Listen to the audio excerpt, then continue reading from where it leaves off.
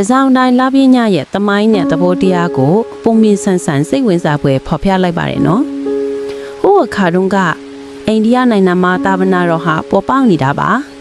ဗုဒ္ဓမြတ်စွာဘုရားရှင်ဟာ3လလုံးအတာဝတ္တပြုနေတုန်းကတန်ဃာတော်တွေအများပြားဟာမိုးတိတ်ရကာလမှာတနေရာတဲ့အနားယူကြတာပဲ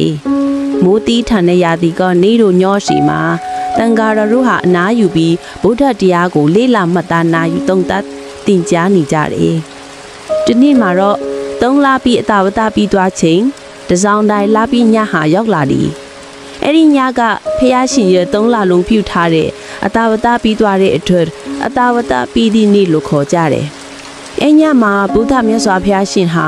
3လပတ်လုံးပြမလောကမှာမိခင်တရားရှင်မဟာမေမာယာဒေဝီကိုတရားတော်ဟောပြီးပြန်လာတဲ့နေ့လည်းဖြစ်တယ်ဒီလိုနဲ့လူပြည်ကိုပြန်လာချိန်မှာတော့နတ်လူမြမတို့ဟာစီမီပညာတန်ချင်ကလူစုကြတာအဲ့အချိန်ကတည်းကအလင်းပွဲတော်တစ်ခုဖြစ်လာတာထိုအလင်းပွဲကိုတစောင်းတိုင်းလက်ပညာမှာပြုလုပ်ကြတာဖြစ်ပြီးအဲ့ထဲကမှမီးပုံးမီးဖိုမီးတိုင်တန်းများကိုဖွဲ့ဆောင်ကြတာဖြစ်တယ်တစ်ဖက်ကတော့ရှေးခါကညီမတီတွင်လည်းမီးတိုင်တန်းတင်ပွဲဟာရှိနေပြီးသားဖြစ်တယ်လူများကလာမင်းနဲ့အတူမီးတိုင်တန်းတွေထုံပြီးမီးလင်းအလှများပြိုင်ကြတာတငယ်ချင်းတွေနဲ့မီးပုံးများပြိုင်ကမီးခွက်လွှဲမီးလုံးလွှဲတချင်းဆိုပျော်ပျော်ရွှင်ရွှင်လုပ်ကြတာအဲ့ဒီညကတသက်တာတာပျော်ရွှင်တဲ့ညမဟုတ်ပါ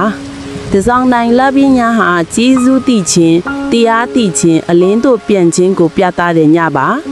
ဘုရားသာသနာလဲမှာတီရင်ကျွတ်တော်နေ့လို့လဲခေါ်ကြပြီးတန်ဃာတော်များကိုဂရဝပြုတီလာယူလှုပ်ဆောင်တဲ့အချိန်ဖြစ်လာတယ်တစောင်းတိုင်းလက်ပြီးညမှာလာမင်းပြောင်နေမိတိုင်တန်းတွေတောက်ပါတယ်လူတိုင်းရဲ့နှလုံးထဲမှာလဲအလင်းတစင်တောက်ပါလာတယ်အဲ့ဒီအလင်းကတော့ဗုဒ္ဓတရားအလင်းပါလေအဲ့ဒီနေ့ကတည်းကတစောင်းတိုင်းလပြညကိုတရားအလင်းနဲ့ဗုဒ္ဓမိတိုင်တန်ညလို့သဘောတရားဆန်ဆန်သတ်မှတ်လာကြတာဖြစ်တယ်တနစ်ကိုတစ်ကြိမ်သာရှိတဲ့တစောင်းတိုင်းလပြညမှာလူတိုင်းကမိတိုင်တန်လင်းပြီးတန်ဃာတော်ကိုကာရဝပြုမိဘဆရာမိတ်ဆွေများကိုကျေးဇူးတင်ကာတက်တန်းတည်ကြလေအဆုံးသတ်တစောင်းနိုင်လာပြညဟာအလင်းတိုင်တန်းတွေကမီးတောက်ပါမှုလိုပဲလူဘဝတွေကအမောင်မလွတ်မော်မှုကိုတတိပေးတဲ့ညပါ